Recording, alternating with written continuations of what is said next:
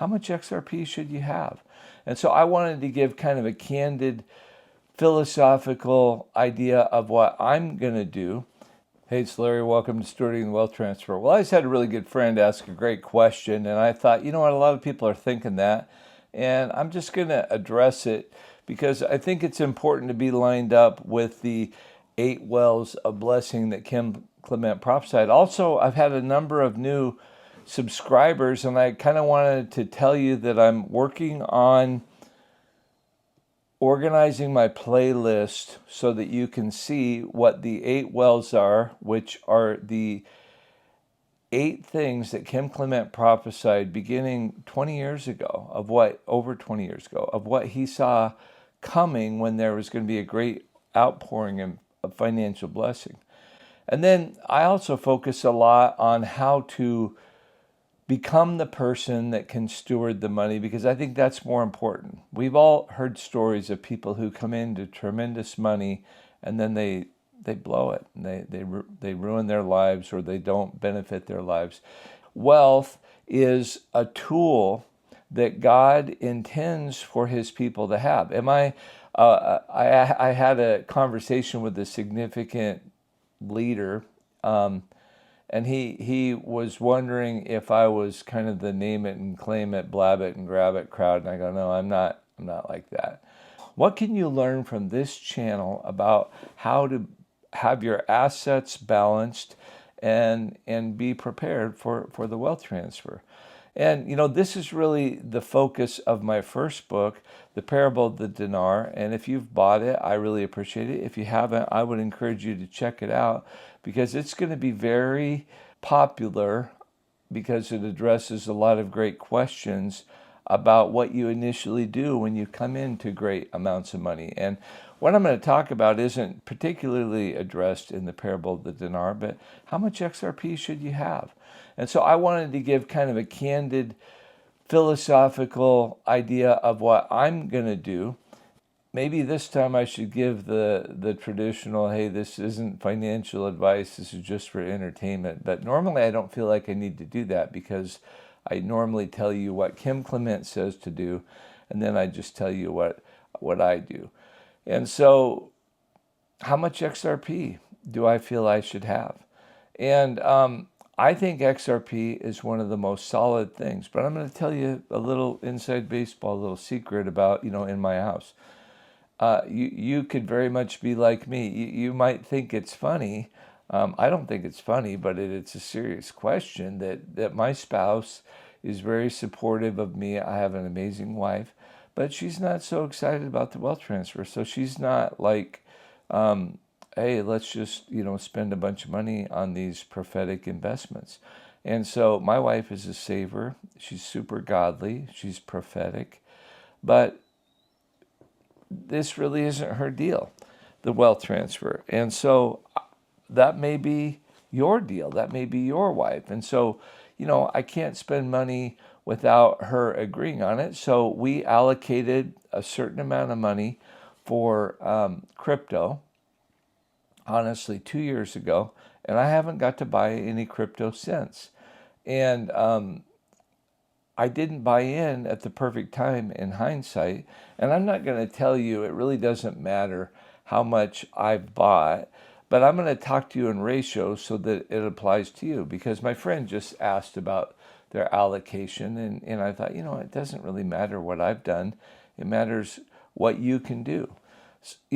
Kim Clement very specifically prophesied that there are going to be people who have just $5,000 to invest, yet God is going to raise them to billionaires. You may wonder why Lauren and I wrote about the rise of the kingdom billionaire, because Kim Clement prophesied it, but it's just the reality of what's coming. And there's going to be, I don't know, there could be thousands, could be tens of thousands. There might be hundreds of thousands. I don't think there's going to be that many billionaires. I think thousands of Christian billionaires, but there's going to be untold Christian multimillionaires. But let's just get down to it and talk about it. So I allocated my money, and what I did is I took a percentage of that and threw it into XRP and put it on a cold wallet, which you should know about, but I'm not the one that's most expert to be able to explain how to do that. I actually found it quite stressful, and there's a lot of things I didn't know. I made a dumb mistake, like I actually do have a strong allocation of Shiba Inu, and I thought, well, I should be able to put that on my ledger as well, my cold wallet, and so it asked me to convert it to Ethereum, and basically what ended up happening is I learned how much I hate the Ethereum cryptocurrency, because it ended up costing me hundreds of dollars, and it's super stressful because this money's moving around in space, and then they ask if you want to pay gas fees. Of course I want to pay gas fees. I want to get this done, and the currency's bouncing around. I'm trying to move it. So it really made me switch to, I'm a buy and hold guy. Crypto is not my main thing. So, well, Larry, if you're, an investor, well, my asset, I make my money in real estate. That's where it is, and in honestly, that's where I want it to be long term. I don't want to have more than half my money on some little ledger that I can't see. I can't, what is cryptocurrency? I mean, I believe it, and I think God's appointed it, and I think you're silly to not have it. But I also think you're silly if that's all you have, because I think people can steal it. But Larry, what do you think that the order of things are going to be? Well, Kim Clement talks about there's 8 wells of blessing. And there's 4, he goes into quite a bit of detail. And then the second 4, he really doesn't. And to be honest, I'm very interested and very invested in the first 4. And the second 4, at this point in my life, they don't all interest me equally. I really want to be set up for the big E. And people are now starting to bug me and saying, hey, Larry, this is the big E. Well, it's not, because is it peripheral technology to the big E? Well, I mean, TC actually articulates, TC in the Wealth Transfer, he articulates better than anybody else. And but I'd still debate him about it. I have a little bit different perspective, but he knows what the 5 different kinds of big E are that Kim Clement sees, and Kim doesn't see it all at one time. I mean, honestly, he makes a reference to watermelons. He makes a reference, so it's about agriculture is going to be a source of new fuel. He makes many references to sea mammals, even whales and dolphins, I believe is what it was. So that's crazy. He talks about garbage. He talks about poop, and that makes sense, because I think that there are methane that's available from that, but he says it's a new thing, and it's not gasoline. He also talks about interplanetary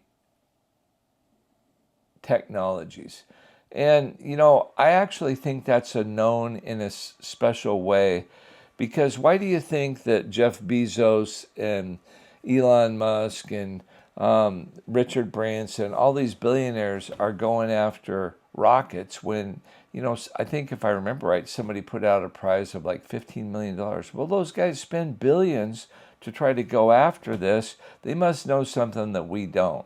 And so that's what I think. But I don't and Kim Clement prophesies that of these 5 levels of the big E, they're not all going to come out at the same time. One of them is going to come out, and he kind of says, hey, you've got to do it. And he kind of makes the insinuation you've got to do it by a certain month, but we'll get to it that'll be in 2025. So how do I have my crypto allocated with the first 4 wells? He talks about the dinar. I think there's only 5 direct references to the dinar, and I think that there maybe is another 1 or 2 that he alludes to. I said just yesterday on a video, I think the dinar is going to go first. That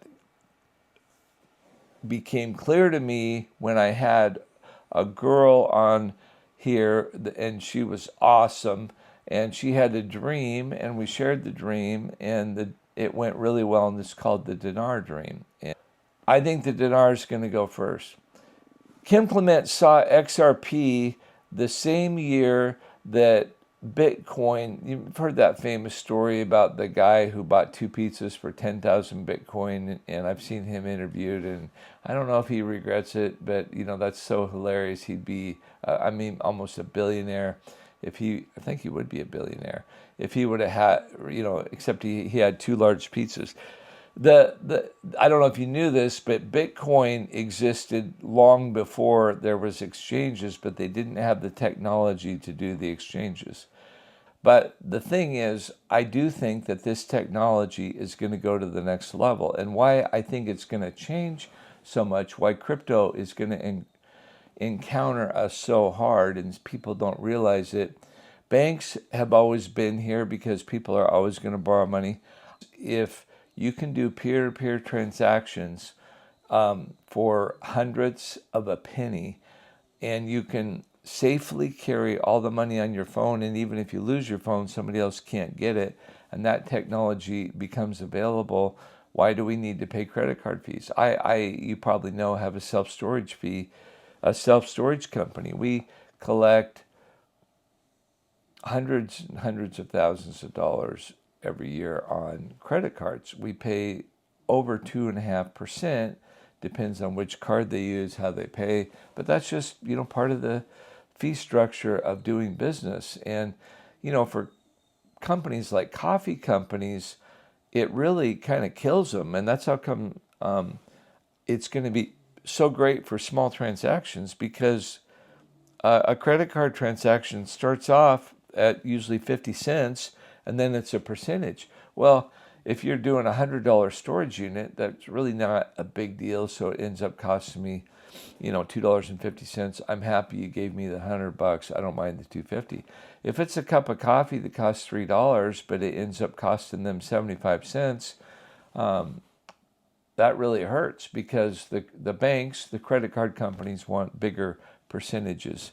And so I think that the reason that crypto is so important is because it's going to change everything banking in the future. What allocation do I have?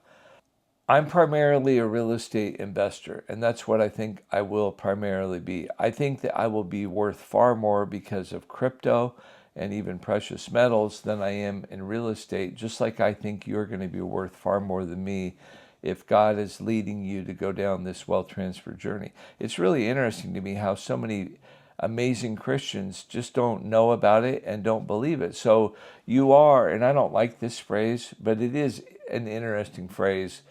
You're kind of unique, and some people would say you're chosen if you actually believe this crazy story. And I do think that God's going to use people, but I think, like Brandon Biggs' story, there's people who are going to begin the journey and they're not going to end it very well, because they're going to be greedy and they're not going to have a good plan. And I do believe that God is going to reward the prophetic angle of this, because the Lord, I think it's Amos 3:7, the Lord will not do anything without telling, first of all, his friends, the prophets. And if you believe the prophets, you're going to prosper. That's 2 Chronicles 20:20. And so I believe that a small cross-section of people who are going to do really well is people who believe in the prophetic. And because this is the beginning of a prophetic reformation. And so people who don't believe in the prophetic are going to believe in the prophetic on the other side of this, because there's going to be a very narrow niche of people who do far better than everybody else. And one of the craziest things is the dinar. And I've had people ask me, Larry, how much dinar should you have? And I've had conversations with people in my channel that they have spent more on dinar than a new car. And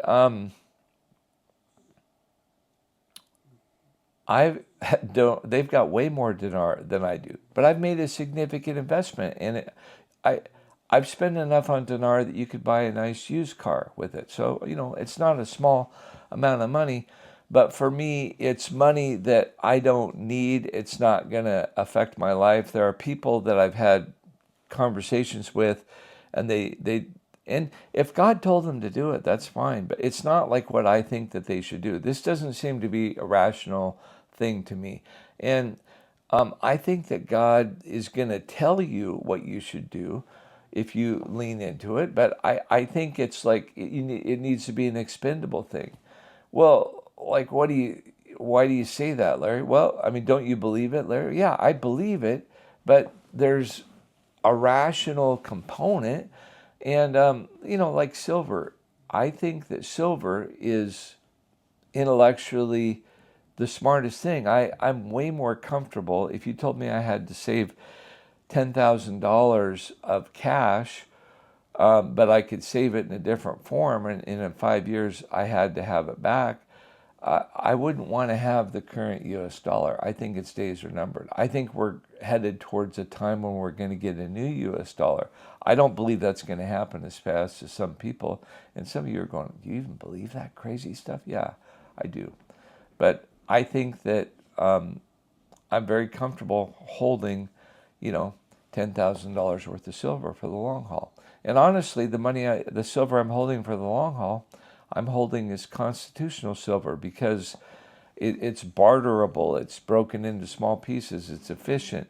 That's not 100% silver either. That's 90% silver. But pure silver, just like pure gold, is soft and it wears out, and it's not an ideal coinage, and so they mix copper and different things to make it tougher. But I feel like silver is a super smart thing, and I don't lose any sleep, even though the value goes up and down. I don't lose any sleep, and so that's my primary wealth transfer investment.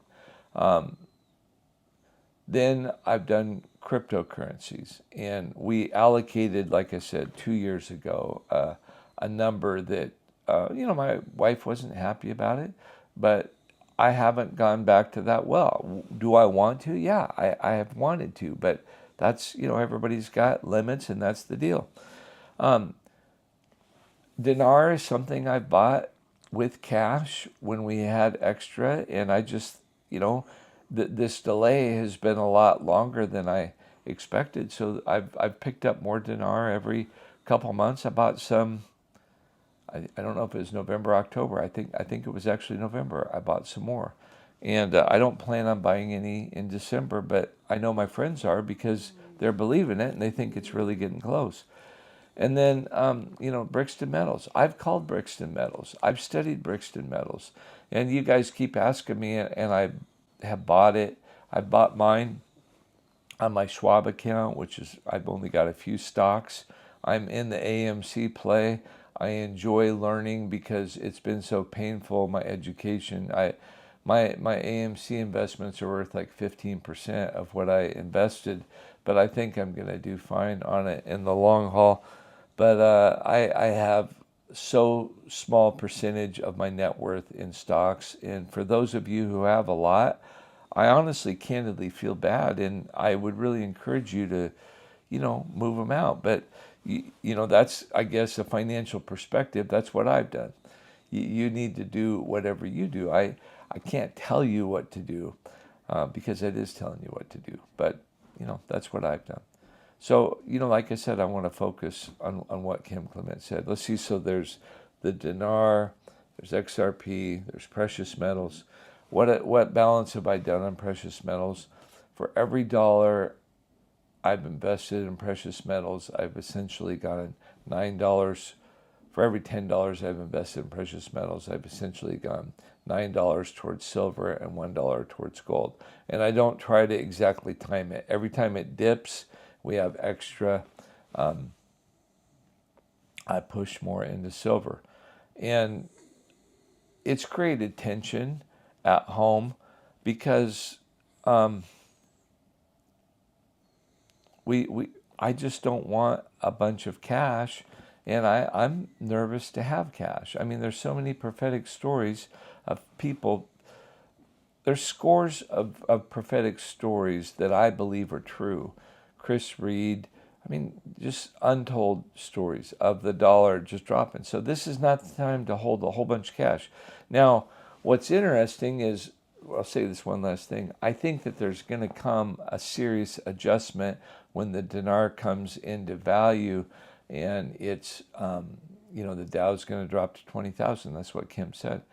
I have a fair bit of cash in my exchange ready to go in with low limit orders. And so I don't mind having cash there, but I don't enjoy having it in my bank. So, how much XRP you should have depends on how much resources you have and how much risk you want to take. I think the least risky thing of all is absolutely precious metals. So if you have a bunch of money, you should have a bunch of precious metals in my mind. I mean, it's just no risk. It's true money. It's worth more than the paper that we have as our U.S. Federal Reserve note. The second priority I have is XRP. I just don't think there's any risk. The one challenge is, I believe, because of prophetic words, that there is going to be an opportunity to buy extremely affordable XRP. I think God has now shown us recently it's very valuable. I think it is going to drop. I don't know it's going to drop, and so I've bought enough that I'm happy I've got it, but I do have a fair bit set aside that if it does drop, because I think when we have this Christmas time drop, I think everything's going to drop, including precious metals, but I'm going to buy more XRP. Then there's the dinar. Now that's the crazy one. If you had a graph of how crazy something is here and how potentially huge value it could have here, that intellectually the dinar is just crazy. It doesn't make any sense, except there is a historical precedent. Prophetically, I think it's a mandate for somebody, especially like me. I wrote the book. So yes, I've put significant money into the Iraqi dinar, but I think it has to be money that you don't know that you're going to get back.